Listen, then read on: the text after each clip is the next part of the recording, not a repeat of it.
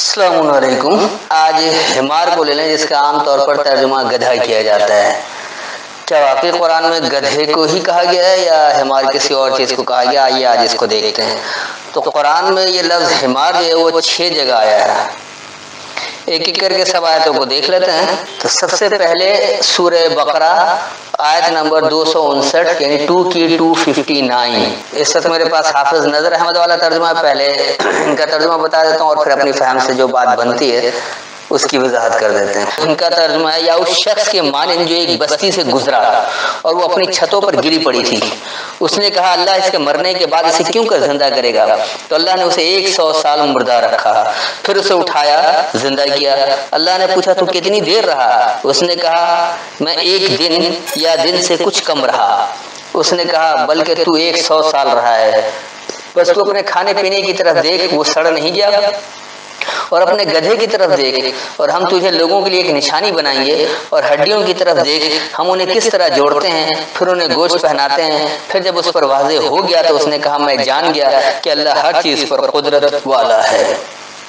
ایک عجیب سی بات بنتی ہے کہ جو کتاب قیامت تک کے لیے ہدایت کی کتاب ہے، اس میں ایسی بات ہے جس کا ہدایت سے تو قطعاً کوئی تعلق نہیں ہو۔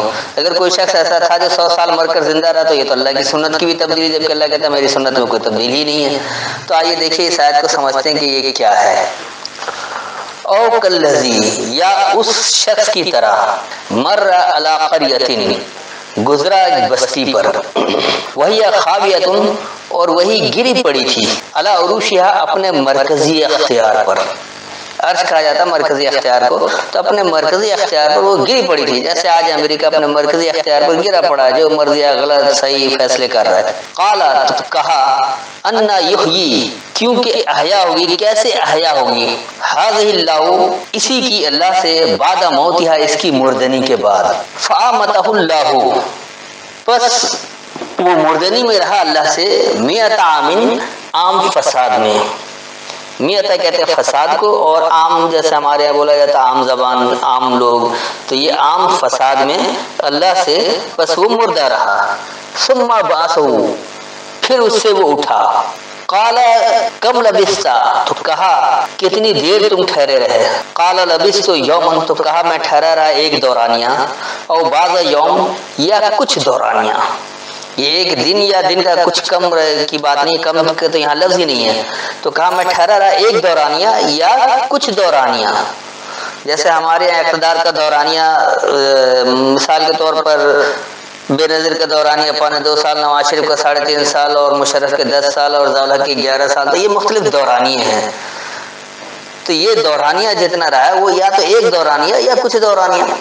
قال بل لبثت، کہا ہاں تم ٹھہرے رہے، 100 عام، عام فساد میں، فانظر، پس دیکھو، نظر کہا ہی جاتا ہے عمل کر کے دیکھنے کو، تو اب نظر یعنی عمل کر کے دیکھو، الی طعامک، تم اپنے ضروریات زندگی کی طرف، وشرابک، اور اپنے سیراب ہونا، لم یتسنہ، کیا وہ اس میں بگاڑ نہیں آیا، وہ سڑ نہیں گیا، یعنی بگڑا نہیں ہے۔ وانظر الی حمارک، اور عمل کر کے دیکھو تم اپنے حمار کی طرف، یعنی اپنے اس بوجھ کی سرخی کی وجہ، جو تم نے ایک بوجھ اٹھایا ہے، اور اس کی جو اس بوجھ کی وجہ سے تمہارے چہرے پر جو سرخی آئی ہے، یا جو اس میں آپ یہ کہہ لیں کہ زیادہ جنونی کیفیت آ جائے یا کوشش آ جائے، جیسے مثال کے طور پر آج کل عمران خان، اس نے قوم کا ایک بوجھ اٹھایا کہ ہم اس قوم کو بیڑا کار کریں گے اور یہاں سے کرپشن ختم کر دیں گے۔ یہ اور بات ہے کہ کرا یا نہ کیا، لیکن اس کرپشن کے غم سے جو سرخی ہے اس کے اوپر، جو جنون ہے، جو اس بوجھ کی وجہ سے اس کے چہرے پر پریشانی کی وجہ سے جو سرخی ہے، اس کو کہا جا رہا ہے وَلِنَجْعَلَكَ آیَاتٍ لِلنَّاسِ، اور ہم بنانے کے لیے تمہیں لوگوں کے لیے نشانی۔ وانظر الی العظام، اور عمل کر کے دیکھو تم اس عزم کی طرف، ان عظام کی طرف، یعنی ان خاص پختگی کی طرف، کیف ننشزها، کیسے ہم اسے پھیلاتے ہیں، کیسے ہم اس کی نشو و نما دیتے ہیں، پروان چڑھاتے ہیں۔ ثم نکسوها لحما، پھر ہم اسے پہنا دیتے ہیں پیوستگی، اس سے پھر کس طرح پیوستگی پہناتے ہیں۔ فلما تبین له، پس جب تم پر واضح ہو گیا اس کے لیے، پس جب تم سے وضاحت ہوئی اس کے لیے، قال عالم، کہا میں خوب جانتا ہوں، ان اللہ علی کل شیء قدیر، یہ کہ اللہ ہر ایک شے پر پیمانہ دینے والا ہے۔ جس کا رواں ترجمہ سن لیں تاکہ بات سمجھنے میں کافی آسانی ہو جائے۔ یا اس شخص کی طرح جو ایک بستی پر گزرا اور وہی اپنے مرکزی اختیار پر برباد یعنی گری ہوئی تھی، کہا اس کی مردنی کے بعد اللہ سے اس کی احیا کیوں کر، یعنی کیسے ہوگی؟ بس وہ عام فساد ڈالنے والوں میں سے اللہ سے مردنی میں رہا، پھر وہ اٹھا، کہا تم کتنی دیر ٹھہرے رہے؟ کہا میں ایک دور یا کچھ دورانیہ ٹھہرا رہا ہوں۔ کہا ہاں تم عام فساد میں ٹھہرے رہے، بس تم اپنی ضروریات زندگی اور اپنے سیراب ہونے کی طرف دیکھو، وہ تم پر بگڑا نہیں ہے، اور تم اپنی سرخی یعنی کوششوں میں جو سرخ ہوتے اس کی طرف دیکھو، اور تم لوگوں کے لیے ہم سے نشانی بننے کے لیے ہو، اور تم عزام یعنی عزم و پختگی کی طرف دیکھو، کیسے ہم سے اس کی نشونما ہوتی ہے، یعنی اسے ہم پھیلاتے ہیں یا اس کے پروان چڑھاتے ہیں، پھر ہم سے اس کی پیوستگی پہنائی جاتی ہے، بس جب اس کے لیے تم سے وضاحت ہو گئی، کہا خوب جان گیا یہ کہ اللہ ہر ایک شے پر پیمانہ دینے والا ہے۔ اب آئیے دوسری جگہ، تو وہ ہے سورہ نمبر 16 اور آیت نمبر 8، اور گھوڑے اور خچر اور گدھے تاکہ تم ان پر سوار ہو اور زینت کے لیے پیدا کیے، اور وہ پیدا کرتا ہے جو تم نہیں جانتے۔ تو دیکھیے یہ کیا ہے، اور خیالات اور دوغلی ذہنیت والے اور سرخی یعنی بوجھ کی سرخی یہ تمہارے لیے بتدریج ہے، یعنی نمائش ہے، زینت آسائش ہے، اور وہ خلق کیا ہے، وہ بنایا ہے جو تم جانتے نہیں ہو۔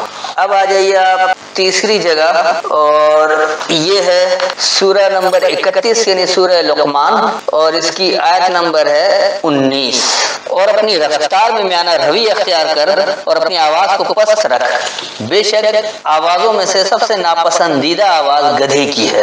یہ عمومی ترجمہ ہے اس کا۔ آئیے دیکھیے یہ کیا بات ہے، وقصد اور قصد کرو، ارادہ کرو، فی مشی کا رہنمائی حاصل کرنے میں، وغضض من صوتک اور پست رکھو تم اپنی آوازوں سے، یعنی غیظ نہیں رکھو، غضب کہتے ہیں غصے کی وجہ سے، غیظ کی وجہ سے جو کچھ آتا ہے تو اس غضب کو روکو اپنی آواز سے۔ انا انکر الاصوات، بے شک خوب اجنبیت ہے آوازوں میں، لصوت الحمیر، ضرور جو آواز بوجھ کی سرخی سے ہے۔ جب آپ کسی کام کا بوجھ اٹھا لیں اور کام نہیں ہو رہا، پریشانی کی وجہ سے سرخی آتی ہے، تو وہ آواز واقعی آپ کے لیے پریشان کن ہوتی ہے۔ تو اس کا رواں ترجمہ جو بن گیا، اور تم رہنمائی حاصل کرنے میں ارادہ کرو اور اپنی آواز میں پستی لاؤ، یعنی غضب سے رکو، بے شک خوب غصے کی سرخی یعنی بوجھ لادنے والی آواز ضرور اجنبیت یعنی ناپسندیدہ کراہیت والی آوازوں میں سے ہے۔ اب آ جائیے آپ چوتھی جگہ، سورہ فاطر، اور اس کی ہے آیت نمبر 27۔ اچھا یہاں انہوں نے خود بھی حمر کا ترجمہ سرخ کیا ہے، گدھا نہیں کیا۔ اس آیت کو صرف اس لیے شامل کیا تاکہ آپ کو اندازہ ہو کہ دیکھیے حمر کا ترجمہ یہ لوگ خود بھی سرخی کرتے ہیں، اور بھی جہاں حمر آئے انہوں نے کئی جگہ سرخ کیا ہے۔ تو یہ جو ترجمہ بنتا ہے علم ترا، اب جو ان کا ترجمہ لکھا حافظ نظر احمد والا، انہوں نے لکھا ہے کیا تو نے نہیں دیکھا کہ بے شک اللہ نے آسمان سے پانی اتارا، پھر ہم نے اس سے پھل نکالے، ان کے رنگ مختلف ہیں، اور پہاڑوں میں قطعات گھاٹیاں ہیں، سفید اور سرخ، ان کے رنگ مختلف ہیں، اور کچھ گہرے سیاہ رنگ کے۔ آئیے دیکھیے یہ ہے کیا، علم ترا، کیا تم نے نہیں دیکھا، ان اللہ، یہ کہ اللہ انزل من السماء ماء، سامنے لایا بلندی سے کتاب، آپ کے سامنے جو کتاب آئی ہے یہ بلندی سے آ رہی ہے، سمجھ لیجیے، فاخرجنا بہ، بس ہم خارج کرتے ہیں اس کتاب کے ذریعے، ثمرات، فوائد، نتیجہ، پھل، اسی لیے اس کو کہا جاتا ہے، مختلف الوانها، تو مختلف ہیں اس کے رنگ، یعنی مختلف انداز میں مختلف رنگ سے آپ فوائد حاصل کر سکتے ہیں۔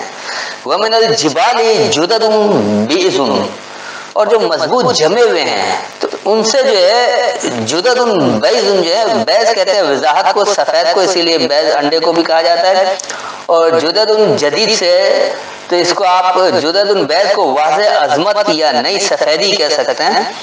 وحمر مختلف، اور سرخی جو ہے یہ مختلف ہیں، الوان ہوا اس کے رنگ، یعنی جب آپ بوجھ اٹھا کر سرخ ہو رہے ہوتے ہیں جنون کی وجہ سے، اس کی شدت کی وجہ سے، یا آپ بوجھ اٹھا لیتے اور کچھ کر نہیں پاتے تو اس پریشانی کی وجہ سے سرخی آتی ہے، تو مختلف ہیں اس کے رنگ۔ وہ غرابیب و سود، اور جو غروب ہونا ہے یعنی کہ زوال پذیر ہو جانا ہے تو یہ سیاہی ہے۔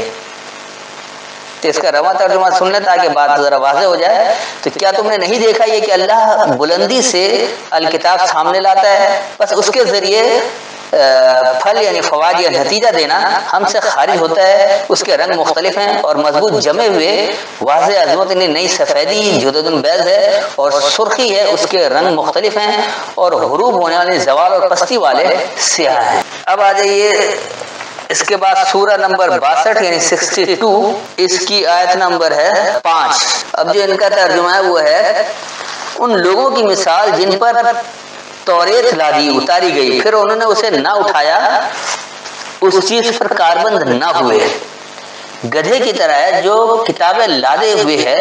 ان لوگوں کی حالت بری ہے جنہوں نے اللہ کی آیتوں کو جھٹلایا، اور اللہ ظالم لوگوں کو ہدایت نہیں دیتا۔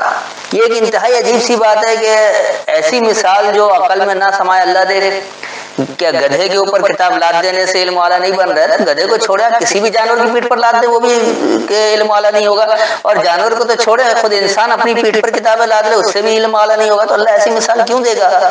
جو انتہائی بیوقوفی والی بات ہے۔ آئیے دیکھیے یہ آیت کیا کہہ رہی ہے۔ مثل الذین، مثال ان لوگوں کی، حملوا التوراۃ، انہوں نے اٹھایا تورات کو یعنی احکام شریعت کو، ثم لم یحملوها، پھر انہوں نے اس کا بوجھ نہیں اٹھایا۔ جیسے آج ہمارے یہاں علماء ہیں یہ کہتے ہیں نا شرعی احکامات کے بوجھ اٹھانے والے ہم ہیں، ہم نبی کے نائب ہیں، ہم جو فیصلے دے رہے جو فتوے دے رہے اس کو مان لو، اور وہ انہوں نے اس کا بوجھ ہی نہیں اٹھایا۔ وہ قرآن کو سمجھتے ہی نہیں ہے، غیر قرآنی بات کرتے ہیں، غیر اللہ کی بات کو اٹھاتے ہیں، اللہ کی بات کو اللہ کی شریعت کو تو سمجھتے ہی نہیں، اس کا بوجھ ہی نہیں اٹھایا۔ تو ان کے لیے کہہ رہا ہے کہ کمثل الحمار، تو ان کی مثال اس سرخی کی طرح، اس سرخ ہونے کی طرح ہے، یحمل اسفارا، جو بوجھ اٹھا لیتا ہے خوب تحقیقی سفر کرنے کا، بے نقاب کرنے کا سفر، علمی سفر کی بات ہو رہی ہے، چلنا۔ تو یہ جو علمی سفر ہے یہ اپنے آپ کو بڑا تھکا دیتے ہیں، کیونکہ اللہ کے علاوہ جو غیر اللہ کی کتابیں پڑھتے ہیں مختلف اپنے اپنے اکابرین کی، اپنے فقہ کی، تو وہ اتنا بوجھ اٹھا لیتے ہیں اس کا کوئی فائدہ نہیں ہوتا، اور وہ ان کا سفر جو اس طرح سے چلتا رہتا ہے کہ وہ کبھی اس کو آشکارا نہیں کر پاتے، کبھی اسے بے نقاب نہیں کر پاتے ہیں۔ تو بیسا مثل قوم الذین کذبوا بآیات اللہ، بری مثال ہے قوم کے ان لوگوں کی جنہوں نے اللہ کی آیتوں کو جھٹلایا۔ واللہ لا یہدی القوم الظالمین، اور اللہ سے ظلم کرنے والی قوم ہدایت نہیں لیتی ہے۔ اس کا جو رواں ترجمہ بن گیا، مثال تو تورات یعنی احکام شریعت والے الکتاب کا بوجھ اٹھانے والے لوگوں کی، پھر انہوں نے اسے نہیں اٹھایا، اس سرخی کی طرح یعنی اس پرجوش یا تمتماہٹ کی طرح ہے جو میرے بے نقاب یعنی روشن اور خوب سفر کرنے کو یہ بوجھ اٹھانا ہے۔ قوم کے ان لوگوں کی بری مثال ہے جنہوں نے اللہ کی آیتوں کو جھٹلایا، اور ظلم کرنے والی قوم اللہ سے ہدایت نہیں لیتی ہے۔ اب آ جائیے آخری جگہ، یہ سورہ نمبر 74 74 سورہ مدثر، اور اس کی آیت نمبر ہے 50۔ انہوں نے اس کا ترجمہ لکھا ہے گویا کہ وہ بھاگے ہوئے گدھے ہیں، یہ ہے کیا، کانہم، جیسے کہ وہ، ہمرم، اس سرخی کی طرح ہیں، اتنے سرخ ہیں، مستنفرہ جن میں نفرت جمع ہے۔ تو اس کا جو رواں ترجمہ بنا جیسے کہ وہ نفرت کے باعث سرخ ہیں، یعنی اس طرح کے وہ لوگ کہ نفرت کی وجہ سے ان کے اندر ایک سرخی جمع ہے۔ تو یہ کہیں بھی گدھے کی بات نہیں، میرے خیال میں اس کی وضاحت ہو گئی ہوگی، پھر بھی کوئی سوال ہو تو بعد میں پوچھ سکتے ہیں۔ السلام علیکم۔